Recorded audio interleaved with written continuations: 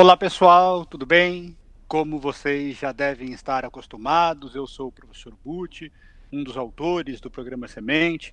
Vou ter mais um bate-papo com o Celso, meu colega, professor. Ele é também médico, psiquiatra e autor do programa Semente. E nós estamos refletindo sobre as nossas emoções em época de pandemia. Bom, em muitos lugares do país, nós estamos completando 60 dias de isolamento. E isso é um aprendizado novo a cada dia. E hoje o nosso papo vai gerar em torno daquilo que, de alguma forma, drena a nossa energia nesse momento e acaba facilitando decisões impulsivas e dificultando a reflexão sobre o que está realmente acontecendo no nosso dia a dia. Então, Celso, a gente já falou algumas vezes de maneira informal sobre isso, e uma coisa que você me disse que está acontecendo com certas pessoas, e eu também tive relatos de amigos que estão passando por essa situação, é, é a pessoa que nesse momento está usando mais álcool do que estava acostumado. Isso é um problema num momento como esse, Celso? Oi, Buti. Oi, pessoal. Não tenha dúvida. Eu acho que, como você disse, os desafios que estão colocados para nós, eles são grandes e a cada dia eles vão crescendo. E uma das coisas que são humanas, né, podemos dizer assim, é a tentativa de fugir de quando esses desafios aparecem.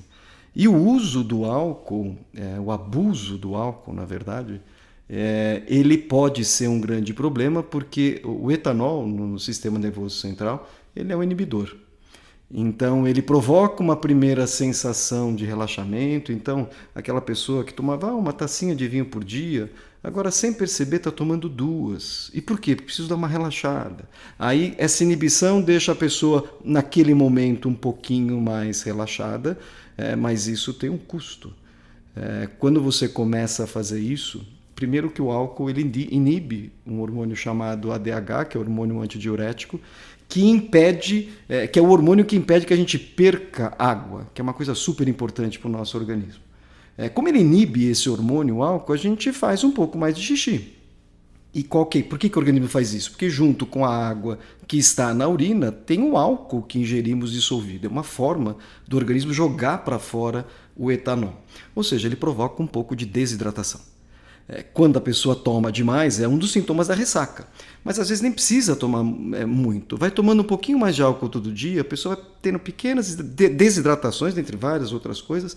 No dia seguinte tem uma pequena sensação de mal-estar, provocado por isso, e essa sensação de mal-estar também é percebida e captada como uma sensação de tristeza, angústia, se essas emoções estiverem acontecendo no momento. E é super comum estar acontecendo isso. A pessoa tentou anestesiar um dia, o dia seguinte ela os problemas estão na frente, vem aquela sensação de tristeza, de perda, até ansiedade, e com o organismo com o álcool, com as consequências do álcool, eu disse uma, desidratação e várias outras, acaba tendo o que a gente chama de rebote e piora a sensação de capacidade de enfrentamento das coisas.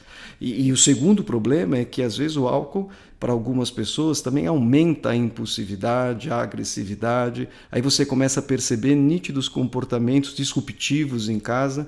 E tudo o que não pode acontecer agora é diminuição da nossa capacidade e conflitos familiares.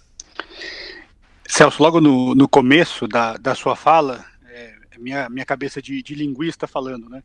Você, num primeiro momento, falou uso de álcool e depois falou abuso. É, existe uma maneira de a pessoa perceber qual é a diferença entre o que seria o aceitável e o que seria o exagero numa situação como essa? Isso é uma discussão acadêmica gigantesca do abuso e uso. Mas a gente pode falar que o abuso é quando começa a provocar consequências para mim. Então, se a pessoa começa a ingerir, começa a falar, não, isso pode estar trazendo problemas. Porque de fato eu estou me sentindo mais triste, de fato eu estou ganhando peso, de fato eu estou ficando mais irritado, irritada. Quer dizer, quando isso começa a acontecer, é que está passando por um abuso. Quer dizer, o uso, que seria um uso talvez mais apropriado, sem consequência, ele deixa de ser um simples uso e começa a ter problema. Para simplificar, uma linha de corte seria: o que eu estou fazendo está me prejudicando? E essa resposta a gente tem que ter muita sinceridade para responder. Em muitos dos nossos podcasts, né, a gente falou sobre a importância de um estado permanente de vigilância. Aí está mais um elemento para as pessoas, então, ficarem atentas. Mas, Celso, uma outra situação que tem sido comum é um outro tipo de abuso.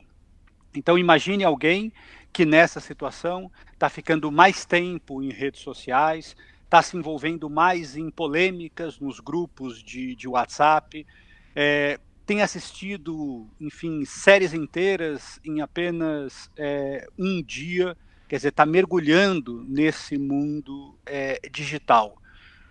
Tudo isso também pode ser uma forma de drenar a nossa energia? Tudo isso também pode ter um aspecto negativo? Sem dúvida nenhuma. Quando a gente fala que precisamos de toda a nossa capacidade para esses momentos que a gente que estamos enfrentando, é muito comum você perceber um número de horas muito grande do dia sendo gasto ou em simplesmente vendo mais uma série. Então, você viu mais um. Isso pode até ser uma sensação de prazer num primeiro momento, mas se temos coisas a fazer, isso é uma fuga. Vem uma conta depois. E outro são as discussões que você comentou, às vezes em grupos familiares, grupos de amigos. A gente está num momento onde tem uma intoxicação digital muito grande, e aí você percebe indignação vindo a todo instante. Essa indignação, às vezes, se a gente não olhar o que estamos ficando indignados, isso pode ter um custo muito grande. Às vezes você brigou por uma coisa e fala: olha, eu já provei pela 5ª vez que isso aqui é fake news, mas será que vale pela 6ª vez a briga? Será que é o momento agora de eu estar discutindo isso? Porque se são pessoas amigas, você de repente fazer uma desintoxicação de grupos conflituosos, falando: olha, eu preciso ficar um pouco longe porque eu preciso um monte de coisa para resolver. As pessoas amigas entenderão. Porque se está fazendo mal, se está intoxicando, são as coisas que a gente tem que tirar da aeronave, numa metáfora, temos que tirar peso da aeronave. Temos desafios, como é que a gente tira esse peso? Uma das formas é escolhendo as frentes que a gente precisa ter foco adequadas. E essa é, sem dúvida nenhuma, uma das fontes que a gente percebe de dreno de energia. Discussões e grupos ou muito tempo sendo gasto em redes sociais, em outras formas. A gente grava essas nossas conversas e às vezes as pessoas podem ficar imaginando que nós temos respostas para tudo e todo dia praticamente nós nos falamos, né, Celso? E as dificuldades desse isolamento social, elas são grandes para todo mundo. E se tem uma coisa que aí eu falo até pessoalmente, me drena muito mais energia do que tudo que a gente falou até agora, às vezes a dificuldade de não se deixar influenciar excessivamente pelas notícias negativas. E aí, de repente, a gente acaba sempre pensando que o problema é maior do que ele é de verdade. Enfim, a gente vive uma situação em que parece ser difícil ter o olhar sobre as coisas boas que estão acontecendo. A dificuldade desse olhar também é uma forma de drenar nossa energia nesse momento? Sem dúvida. Acho que nós até discutimos num podcast. Nós precisamos perceber, experienciar emoções positivas ao longo do dia. E por quê? Porque isso faz bem. Se nós ficarmos o dia inteiro só reclamando, só bombardeados por notícias ruins, isso tem um peso nas costas. Você fala assim: mas como é que eu vou conseguir achar coisa boa, emoção boa nesses momentos de pandemia? Elas estão escondidas em todo canto. mas é um aprendizado achá-lo. Então, por exemplo, você tem um pepino gigantesco para resolver, que você veio empurrando, foi empurrando com a barriga, vai ali, mas chega uma hora e fala, eu preciso. Na hora que você senta para resolver, você organizou, você viu que a coisa é gigantesca mesmo, mas você conseguiu dar o primeiro passo, você organizou. Esse é um momento de falar, opa, já é um começo. Não perceber essa conquista do primeiro passo, a conquista depois do esforço, a conquista depois que você limpa alguma coisa, organiza a sua casa, não perceber esses momentos vai trazendo um dia muito mais melancólico do que ele efetivamente é. Porque essas coisas estão de fato acontecendo. Nós comentamos num podcast que um dos caminhos para você conseguir fazer isso, um saca-rolha para você fazer isso, é um sentimento de gratidão. Então, em vez em quando, parar e olhar, por que eu sou grato? Isso ajuda a dar um reset no nosso modo de pensar e falar, opa, não, calma aí, tem coisas, tem conquistas, tem coisas boas aqui. Isso é muito importante. Tem vários estudos mostrando que, por exemplo, pessoas que não conseguem perceber esses estados de emoções agradáveis, de emoções positivas, ficam mais doentes, têm mais depressão, os marcadores inflamatórios no organismo sobem. Enfim, nós precisamos cultivar os pequenos momentos que a gente conseguir ao longo do dia. E isso é treinamento. Vou até contar para o pessoal que está nos ouvindo uma coisa de bastidor aqui. Gravar esses podcasts, para mim e para o Celso, é um desses momentos do dia de alegria, de satisfação, de poder compartilhar com todo mundo o que a gente, enfim, vem estudando ao longo do tempo. E eu me lembro que numa das nossas primeiras conversas, né, Celso, a gente falou, poxa, vamos tentar gravar isso como se fosse uma conversa natural que a gente tem.